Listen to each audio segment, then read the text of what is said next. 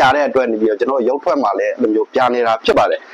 ဟုတ်ကဲ့မင်္ဂလာပါခင်ဗျကျွန်တော်ကတော့ Daily View LED LCD Smart Android TV ပြုပြင်ရေးမှာကိုထွန်းလေးဖြစ်ပါတယ်ဒီနေ့ကျွန်တော်တို့မိတ်ဆွေတယောက်လာပြင်တဲ့ TV ကတော့ကျွန်တော် Samsung လက်မ40 TV လေးဖြစ်ပါတယ်ကျွန်တော် backlight မင်းတီးera ဖြစ်နေတာဖြစ်ပါတယ်အပြာရောင်ဖြစ်နေတာဖြစ်ပါတယ်ဒါလေးကိုကျွန်တော်တို့ဒီနေ့ပြုပြင်သွားမှာဖြစ်ပါတယ်ဆက်လက်စူးစမ်းကြပါအောင်ခင်ဗျဟုတ်ကဲ့ Okay, let's go.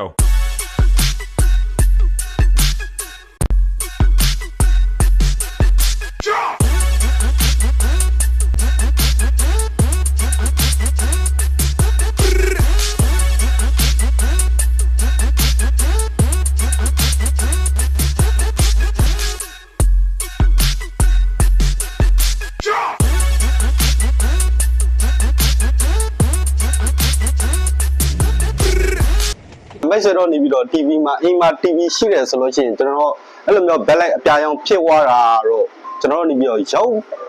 မလာဘဲနဲ့အတန်ပဲလာတာတော့ဆိုလို့ရှိရင်တော့ကျွန်တော် Daily View LED LCD ပြုပြင်ရေးဆိုင်မှာနေပြီးတော့အမြန်ဆုံးနဲ့အသက်သာဆုံးနဲ့အာမခံကောင်းကောင်းနဲ့ပြုပြင်လို့ရတယ်ဆိုတဲ့အကြောင်းလေးကျွန်တော်သတင်းကောင်းပါကျင်ပါတယ်ဟုတ်ကဲ့ကျွန်တော်ကတော့ကိုထွန်းလင်းဖြစ်ပါတယ်